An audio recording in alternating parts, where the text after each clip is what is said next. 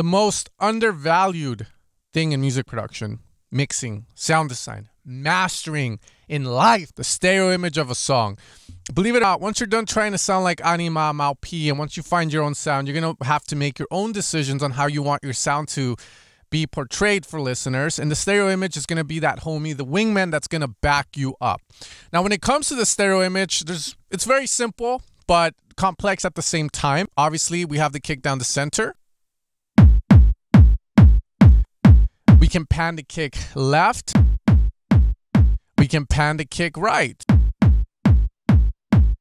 We can pan the kick in between right and the center, which would be between 0 all the way to 50R. And then we can do it to the left. So there's a lot of complexity there because you're like, where do I place stuff in the panning? Example of good panning. The open hat and the closed hat are one of the two elements in a song that take up the same frequencies. Okay. Now, one of the things we can do is use the stereo image to move them out of the way. You know, it's like if I have my side chick and my wife, I'm not going to let them come into the same space. And it's the same thing in music production because those two elements want me or want the high end. So now there is conflict there. However, you'll notice that it sounds clean because what I can do is pan the closed hat to the right and the open hat all the way to the left. And now they're out of the way. Now, if I put them down the center,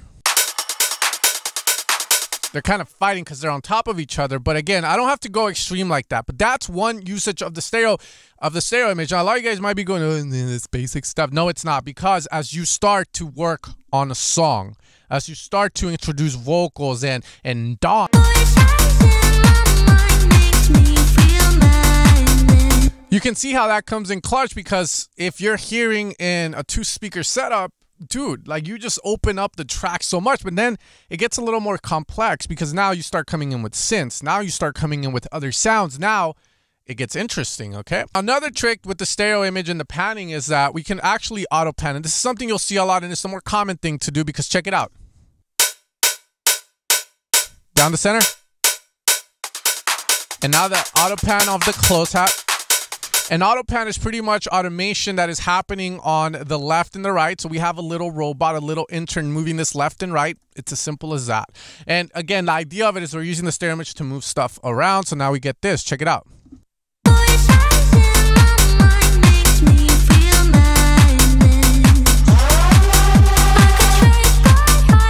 We just heard that shot. My question to you is, where did the shot come from? So we can solve the murder. Okay, now when it comes to the stereo image, it's more than just panning left and right. We also have wide and we also have center. We have sides and we have center. We have mono and we have sides, whatever you want to call it.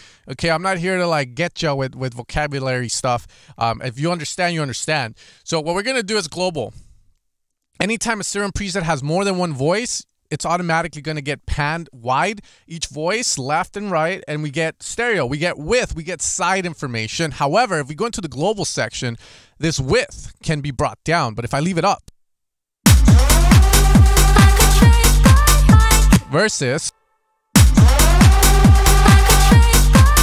now notice that when I keep that sound down the center, it sounds a lot tighter. It feels like it's coming from inside the track versus when it's wide, it sounds wider and it invades the space of the close hats. In fact, the track doesn't feel like it's wider. In fact, it feels like it got kind of like, because I'm invading the space of a crucial element. Now, if I wanted that to work, and this is where it gets complex, my friends, is that I increase the width, right? So I'm wide, but remember, my close hats are wide as well. And remember, they're taking up my highs, okay? So now what do I do? I'm going to EQ out the highs on this critical violence Paradox 4 preset used by Hardwell in his music, Space 92. Make sure to check it out, but let's try it. Okay, we're going to grab.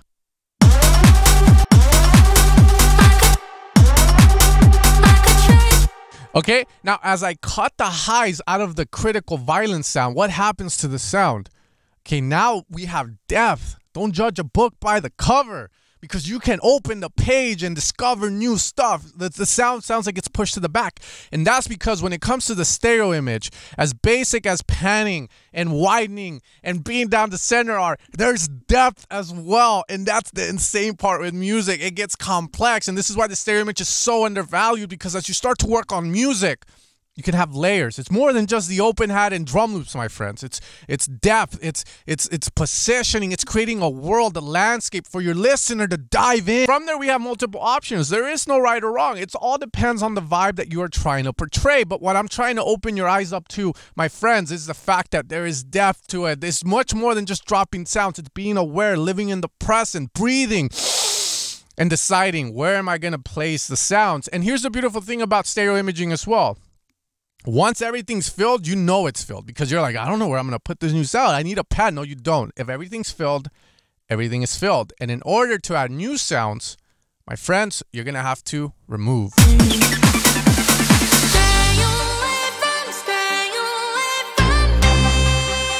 Okay. And this is where it gets kind of hard now because, you know, obviously when you go into a break, there's a huge change that happens. But at the end of the day, there's another thing with the stereo image that is very important, and that is anytime you're going to have a vocal is, my precious, oh precious, you know, you're going to bite a thumb out like Frito from Lord of the Rings or whatever that guy's name is, Gollum. So where does a vocal land in the track?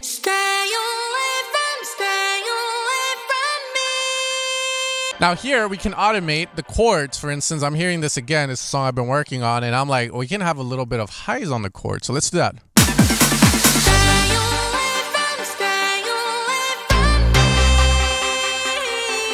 What do we have? Down the center, we have this massive synth shot that is inspired by the 90s. So we got this bad boy just going Rhino on. Here I am touching on something new, a new tool that might be available now to many of you guys, or maybe review for some of you, and that is the mid-side EQ. It opens a possibility once you understand what the mid is and what the side is for you to EQ. So if I have a song where there's a vocal down the center, I'm like, okay, in the mids there's a vocal and this massive sound's gonna fight with it, so I'm gonna make way for the vocal by reducing.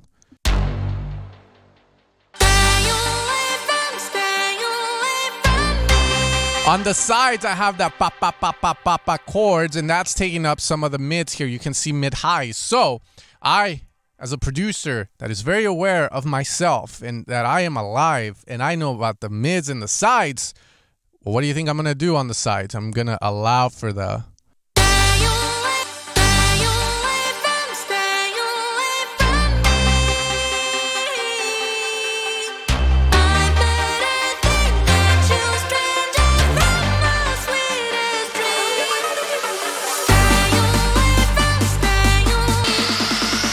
Ouch.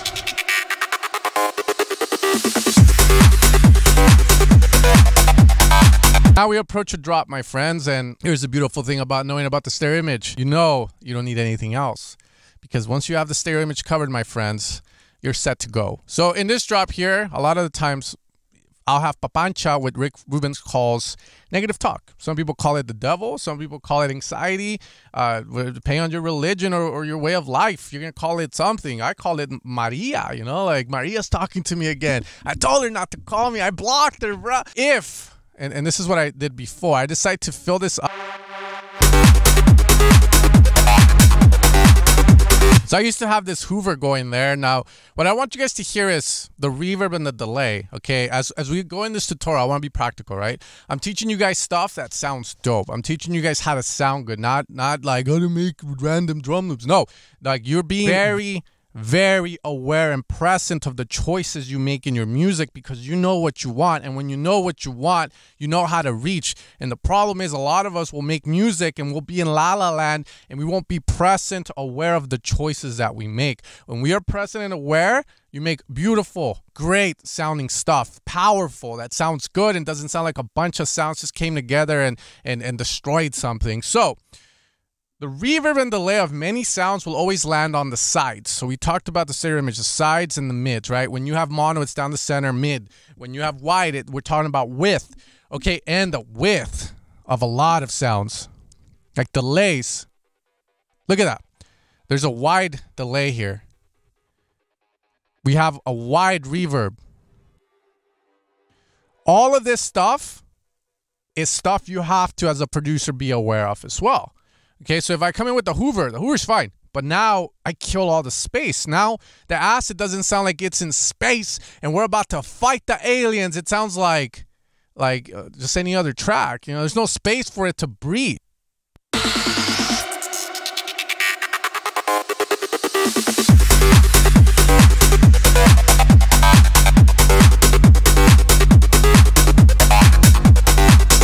Now if we put the Hoover, check it out.